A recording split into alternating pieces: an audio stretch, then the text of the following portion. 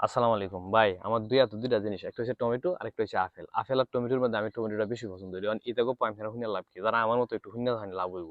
দেখুন, গুণগত মানের দিক দিয়ে টমেটো এবং আপেল প্রায় কাছাকাছি।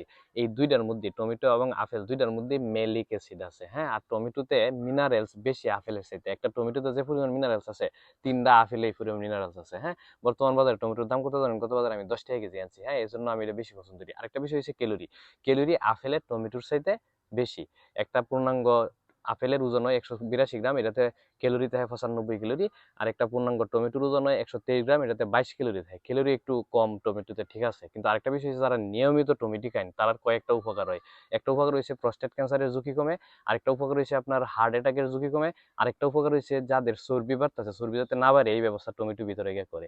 তো এই জন্য সবকিছু মিলাই ভাই, আমার তো টাকা পয়সা কম, বেশি আপেল খাইতে পারি না, টমেটোর দামও কম, এই জন্য টমেটো খেতেছি। আপনার মন চাইলে আপনারও খান, যার টাকা বেশি থাকলে আপেল কিনে সমস্যা নেই। এই জন্য এখন থেকে আমি টমেটো খাই, আপনারও খান। ধন্যবাদ, সালাম আলাইকুম।